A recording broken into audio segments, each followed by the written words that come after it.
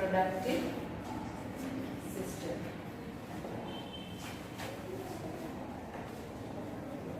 Right? So, reproductive system, in my previous class also, as I mentioned, that this is the only system which is different in male and female. Okay, there are different parts that is involved for the process in male, and also the parts are different in female. Right? So today we will be discussing only about the female reproductive system. So the female reproductive system consists of a pair of ovary. Okay, a pair of ovary, number one. Number two, the fallopian tube.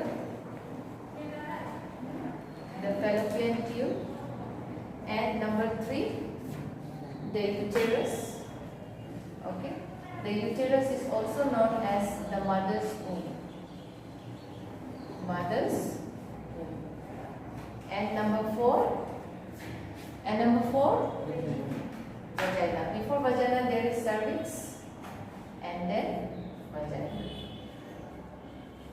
So these are the various parts of the female reproductive system. As reproductive system comprises of organs and parts, and they work together as a unit for one cause. And what is the cause, or what is the function here? That is for reproduction. And as I mentioned, for reproduction, first and foremost is to produce gametes.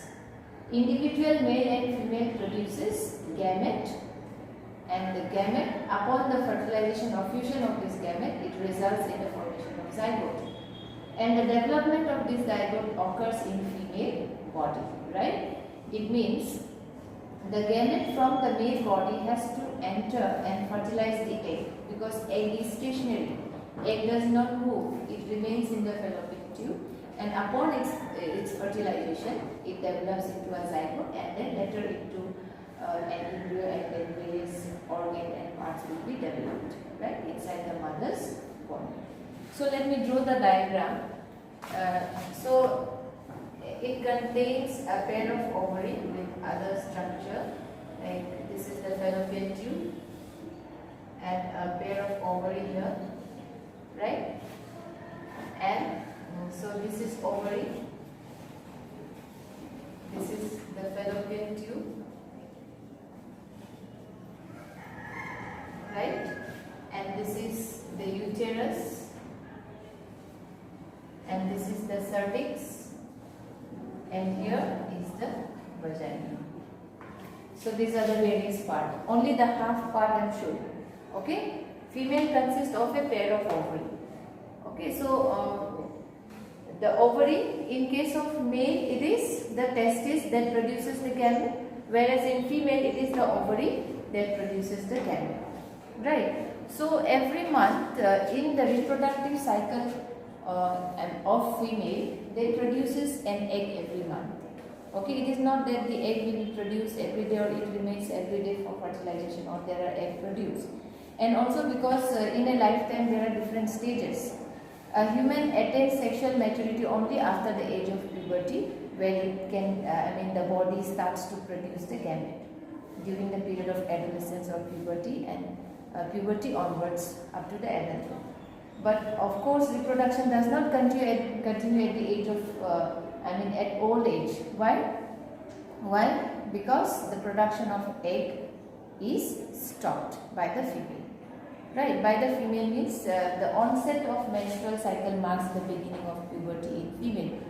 Right? And what is this menstrual cycle? Menstrual cycle is a reproductive cycle in female where an egg is produced every month by any one of the ovary. As there is a pair of ovary, so any one of the ovary will produce one egg every month. Right? So before its production, so for that I shall also be explaining to you about the menstrual cycle in my later class. But now let us understand the female reproductive system. What are the various parts and what role they play. Okay. So number one, about ovary. Let us see here. As ovary here, it's a round structure. Inside the ovary there are different follicular stages takes place. Follicular means the egg get mature. Okay, from primary to tertiary to, secondary to tertiary. So in like this, they develop different developmental stages, right? And then it produces an egg, and these are called fimbriae. The structure, this brush-like structure which you can see here, it collects the egg, and the egg remains in the fallopian tube, right?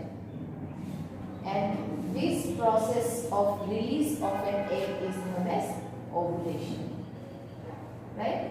The process of release of an egg every month, that during the release of an egg is called ovulation. And as egg is stationary, it does not move, it remains in the fallopian tube, right? So you can say what is the role of ovary? Ovary helps in the production of egg, right? This is known as egg, or it can also be called as ovum, right? It helps in the production of egg or ovum. This is number one function. What is the function of ovary? Number one, production of egg, and number two, hormone secretion also. Hormone secretion. Hormone secretion means these are chemical substances which are secreted in order to control the various processes or the physiological system of the body. So out of which the ovary also act as an endocrine tissue or a gland that helps in the secretion of hormones. And the pregnancy is entirely controlled by this hormonal system, right? So in that part also, ovary helps in the secretion of hormones like progesterone and estrogen. Okay, progesterone and estrogen are female hormone. Here you can write progesterone or estrogen. These are female hormone, female sex hormone, right? Secreted by ovary. So this is the function of ovary. Number one function, to produce egg. Number two, hormone secretion. Example, progesterone and estrogen. Now moving to the next, that is the fallopian tube. That is the fallopian tube. What does the fallopian tube, if you are asked? The fallopian tube provides as a medium for fertilization, you can see. Yes or no? Otherwise, if there is no place where the fertilization will occur, right? So you can say that fallopian tube provide as a site or a place for fertilization, where the egg is collected and it is kept for fertilization. But egg does not remain for longer period, right? For longer period does not remain. It remains say 3 to 5 days. If within that day, if there is no fertilization, then it will be shed off or it will be degenerated. Degenerated means it will no longer remain active and it will no longer be fertilized, right? So that is the function of fallopian tube, where fertilization occurs, right? Then this, after the fallopian tube, we have the structure which is known as the uterus. As I said, the uterus is also known as the mother's womb. Why mother's womb? Mother's womb means all of us has developed and started our journey inside our mother's body, including me and you, right? So we started our life, every individual organism, even the human beings, all of us have started our life with one single cell, right? We were not a multicellular body like this initially. We have started our life with one cell, and that cell has divided and then differentiated inside the body of the female, the mother. This is why this uterus is also known as the mother's womb. So what is the function of uterus? The uterus helps in implantation. So inner lining of the uterus, right? This uterus is present only in female, right? And this uterus has the inner lining which are known as the endometrial lining, right? So this is known as endometrium. Maybe it is not mentioned in your book, you will learn in higher class, but if you can remember, it's very good. The inner lining of the uterus is called endometrium, in which after fertilization, if the female is a married woman, then the egg may get fertilized and it will be implanted into the uterus. If this egg is fertilized, then it will be implanted into the uterus, and this is called embryo, right? Egg, if there is an intercourse or if there is a physical association with a male and a female, then the release of sperm inside the female reproductive tract. Right? Suppose these are the sperm. The sperm are the smallest cell, whereas the egg is the largest cell. The sperm is mobile, they can move, but egg is stationary. So if after an intercourse, if the sperm is released and the time is suitable, or if the egg is also ready in the fallopian tube, it is likely that this egg will get fertilized. Right? If this egg will be fertilized, then it will result in the formation of a structure called zygote. And this zygote is diploid. This zygote is diploid. Diploid means double. Okay, double the number of chromosomes. So about the meaning of double and half also you will learn. Here the meaning of zygote means after the fusion of male and female gamete. It means the male and female gamete, their chromosome number has to be half. Right? So the gamete are always haploid. Haploid means they have half number of chromosomes, and chromosomes are always constant. Say for example, human being has total 46 number of chromosomes. It means how many number of chromosomes will be there in the gamete? 23. Okay? 23 will be in the gamete. Male gamete will have 23, female gamete will have 23. Then when this 23 and 23 will fuse together, what it will become? It will become 46. It means the number of chromosomes in the zygote. Say the green color is the sperm here, black color is the egg here. So upon its fusion, green and black will form a structure which is called the zygote, and zygote is diploid. And egg is not formed. Sperm can survive up to how much time? Just let me get back to you about it. So the zygote is diploid, whereas the egg is haploid, n number. 2n means double. Yes. So as I mentioned, that egg remains viable only for few days, say for 3 to 5 days, after which it gets degenerated. Same with the sperm also. It may remain viable and able to fertilize only for few duration or few period. They should be nourished, as during male reproductive system I have mentioned about the secretion by the accessory glands. Right? There are male accessory glands that pour their secretion into the duct, into the tube, where the sperm and the secretion collectively known as semen. So in the semen, the sperm remain viable for certain period. During the intercourse, they have to swim and travel through the reproductive tract and to cross the uterus and reach the fallopian tube to fertilize the egg. So during that time or within that period, they have to remain viable and active. Right? So that is about the viability of the sperm. They should remain viable in order to fertilize the egg. So after fertilization of the egg, it will result in the formation of zygote, which is a diploid structure. Right? Then this zygote will undergo repeated mitotic division. The cell will divide from 1 to 2, 2 to 4, 4 to 8, 8 to 16, 16 to 32. So at 32 cell stage, this one 32 at say 32 cell stage. At 32 cell stage, it will be implanted into the uterus. And this implantation, this process of implantation will mark the beginning of pregnancy. Right? The implantation will mark the beginning of pregnancy, will start as soon as implantation has taken place.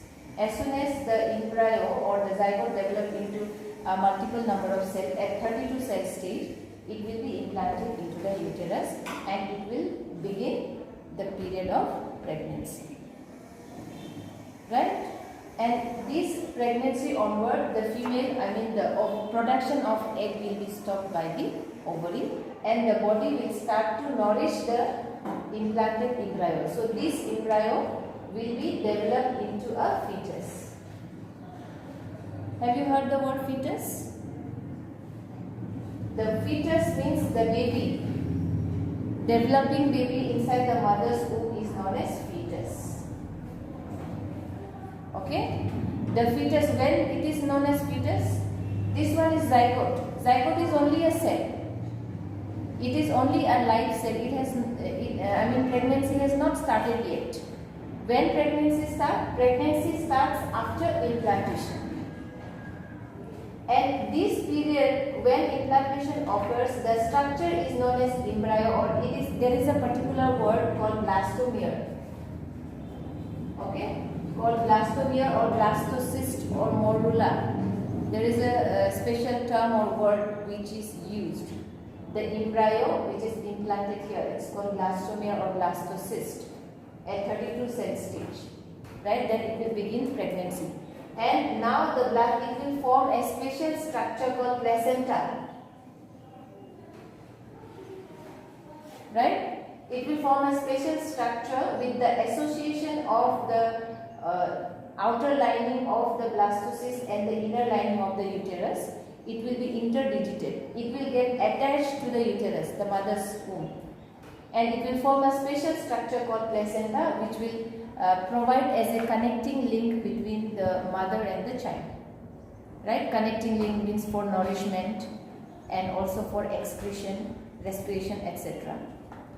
So after its development, it will start to form all different parts and organs. Like it will undergo differentiation. It will form some important organ like heart, kidney, eyes, nose, ears. So different parts will be developed. So the blastomere or the embryo, when it starts to develop its various parts, it is known as fetus. Okay, it means the baby developing inside the mother's body in the uterus is known as fetus. Now you know what is fetus? Okay. So in case of human, the period of development is for around 9 months or 36 to 37 weeks. And this period is known as gestation period, Gestation, gestation period, right? So gestation period means the period which is used or which is taken to complete the full, to develop fully into a mature baby. That period is called gestation period, the period at which the baby develops inside the mother's body until it is delivered, right? So after 9 months or at 36 to 37 weeks, it is delivered from the mother's body when the baby has completely formed all its parts and organs and it is ready to be born now. Okay, so this is about the female reproductive system and also about pregnancy. Okay, so excuse me. Again, same problem arise.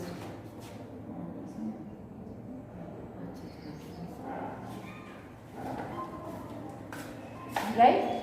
So this is what I said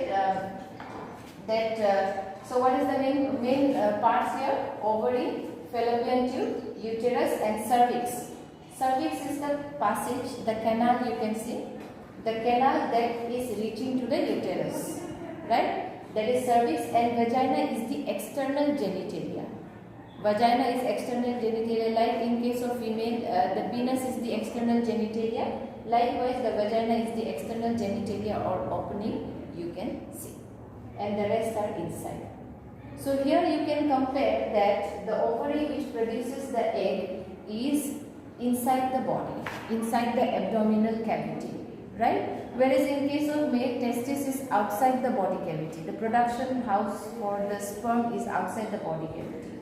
Can you tell me what is the difference or what could be the possible reason for this? In exam, the question also comes, may not be for you, but the question comes, why are the testes located outside the body cavity in males? So anything that you can guess or something that you may feel that it could be the possible reason? No idea. That is because of temperature. As we know that the normal temperature of human is, what is the normal temperature? 37 degrees Celsius, right? That is the normal body temperature. And at 37 degrees Celsius, the sperm production can be at risk. Means the process of sperm production cannot happen. It requires a lower body temperature. So that is one reason why the testes are found outside the body cavity in order to maintain an ambient or a suitable temperature for the production of sperm. Right? So that is about something related to male reproductive system, and here about the female reproductive system, as we have learned today about ovary, fallopian tube, uterus, cervix and vagina. So cervix, as I said, is a canal reaching the uterus. Vagina is the external genitalia. And the term that is used to mention ovary. Ovary and testes are what? What are ovaries and testes? What are ovaries and testes? Ovaries and testes are the organ that produces gametes, right? So such organ are known as gonads. Remember the term. In biology, you have to learn some lot of terms and words in order to explain and express, right? That's why sometimes if you do not use correct word and sentence, your language may sound very dirty. Okay, even if you write it, it may sound very dirty and very inappropriate for a student and also for the teacher to discuss about, right? That is why you should learn a very correct word and a very correct sentence and way to express such things. Not only here, but in fact, entire biology, you need to have a very good command over your language. That is about knowing various terms and words that are used to express and define certain concepts. Am I clear? So what are ovary and testes called? They are called gonads. Gonads are gamete producing organ. Right? Gonads are gamete producing organs. And what are penis and vagina called? Penis and vagina, instead of saying penis and vagina, what we can say? We can say external genitalia. That will be more convenient and more suitable to speak about. Right? What we can say? We can say external genitalia. External genitalia. Internal genitalia can be the organs that are inside the body, internal, say ovary, fallopian tube, etc. Right. So all in all these various parts and organs, they collectively work in order to reproduce. As reproduction process is very important. It is not necessary, of course, in order to survive. Even without reproduction, we can survive. We do not die if we do not reproduce, right? Yes or no? There are people who are not married and they don't have child, but they are still surviving. But in the long run and for the future and to continue life, reproduction is very important process. That is why naturally, reproduction is a natural process due to which, every organism, they tends to reproduce in order to continue their life. If their reproductive ability is lost or is disturbed, then their species can be in danger for their survival. They may not exist anymore in future if their reproductive ability is lost. Right? Am I clear, everyone? So this is why reproduction is very important. Okay? So that's it for today. In my next class we shall continue. I shall be explaining some more about reproduction, say about the menstrual cycle, which is very important. Though the menstrual cycle occurs only in females, but it is of course related to males, as because human cannot reproduce alone. If the reproductive ability of the female is hampered, certainly the entire reproduction process is hampered. Even if the male is active, or even if the male can produce the gametes, still reproduction cannot happen. Yes or no? Okay, so we shall learn about menstrual cycle, what is it, and also about its characteristics and about its significance and about its various aspects. Okay, so that's it for today. Thank you so much, everyone.